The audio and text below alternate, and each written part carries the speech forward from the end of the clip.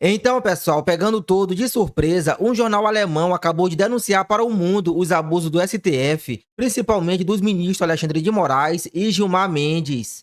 E ainda a revista Veja acabou de soltar uma bomba de como Donald Trump vai agir para que o ex-presidente recupere os seus direitos políticos, que foram tirados sorrateiramente pelo TSE com a ajuda de Alexandre de Moraes e Benedito Gonçalves. E para fechar, pessoal, o Globo acabou de surpreender e soltar uma matéria desmascarando Lula, afirmando praticamente que o seu governo é uma mentira. Esse é o nosso giro de notícias deste sábado, 4 de janeiro de 2025. Não se esqueça de deixar o seu like, se inscrever no canal e compartilhar esse vídeo. Então, pessoal, fazendo um serviço que era para ser da nossa imprensa, um jornal alemão acabou de retratar os abusos do Supremo Tribunal Federal. Uma reportagem que foi publicada pelo jornal Handelsblatt, principal jornal de negócios da Alemanha, destaca os privilégios no judiciário brasileiro e descreve a proximidade entre a elite da justiça no país e setores privados, além da concentração de poder e do favorecimento de interesses particulares. Na matéria, pessoal, o jornalista Alexander iniciou o texto falando sobre o Jumapalooza, que é o evento organizado pelo ministro Gilmar Mendes, que acontece anualmente. Aí a reportagem cita a fala de Conrado, que é um professor da Universidade de São Paulo, para descrever o Jumapalooza como uma grande reunião de lobby, além de criticar o evento pelo seu caráter exclusivo e distante da população. Imagine o seguinte cenário na Alemanha: o presidente do Tribunal Constitucional Federal convida pessoas para uma grande reunião de advogados uma vez por ano, e um resort de luxo no Caribe aguarda os convidados selecionados. São convidados não apenas metade do tribunal e várias dezenas de representantes da elite jurídica, mas também políticos e altos funcionários. A festa, que dura vários dias, é patrocinada por empresa de clientes dos advogados ou cujos casos tramitam em um dos tribunais superiores. Em outras palavras, os juízes e procuradores são oficialmente convidados por aqueles que estão sendo processados ou prestes a serem julgados. Que é basicamente isso, pessoal, que a nossa Suprema Corte está fazendo aqui no Brasil. Aí continua, o ministro Alexandre de Moraes, em declaração recente, considerou desnecessária a adoção de um código de conduta ética para os membros da Corte, alegando que já segue os preceitos da Constituição. No entanto, a matéria observa que essa posição é contestada por especialistas como Bruno Garaza. Caraza aponta que a mentalidade autojulgadora da elite judicial brasileiro não só prejudica a reputação do judiciário, mas também compromete a democracia como um todo. A reportagem detalha ainda, pessoal, como ao longo de 36 anos de democracia, o sistema judiciário brasileiro se transformou em uma verdadeira elite, com altos salários e privilégios incomuns comparáveis aos da corte portuguesa no período colonial.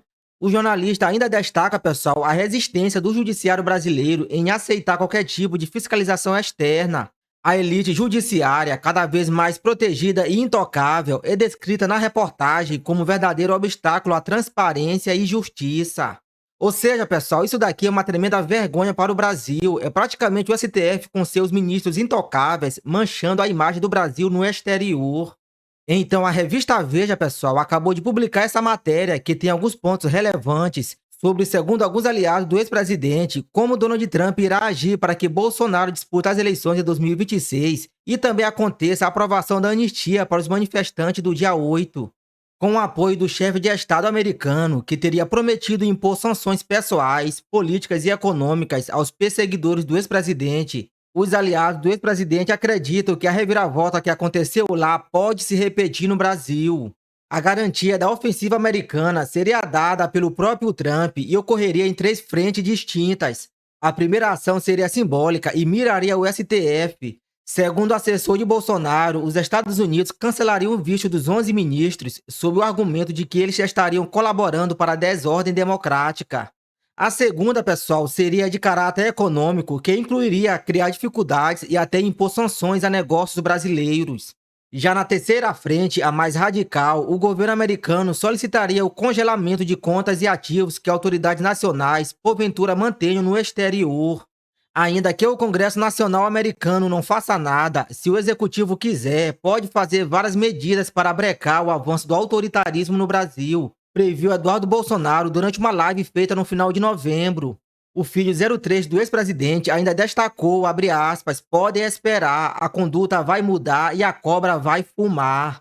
Então, pessoal, se a ofensiva de Trump vai acontecer nessa ordem aí, eu não sei, mas uma coisa é certa, o governo americano, com a ajuda de Elon Musk, não vai deixar barato para os censuradores do Brasil, principalmente o ministro Alexandre de Moraes. Então, e para fechar, e não é que o Globo, pessoal, que tem uma relação amorosa com esse atual governo, soltou uma matéria que praticamente chama Lula de mentiroso. Pois é, após críticas a Bolsonaro, Lula eleva gasto no cartão corporativo e mantém sigilo de 100 anos no patamar do antecessor. Lembrando que o de Lula, pessoal, ultrapassou o do ex-presidente. Eu vou pegar essa matéria do Poder 360, que fala mais detalhado sobre mais esse recorde do desgoverno, e que também fala, pessoal, de uma fala de Lula, quando disse que a lei de acesso à informação havia sido estrupada por seus antecessores e que iria recuperar agora essa criança. Então, como nós podemos ver aqui no gráfico, Bolsonaro ficou em 7,7%, já Lula bateu o recorde em 7,9%. Ou seja, Lula mais uma vez está mostrando que a mentira está no seu DNA.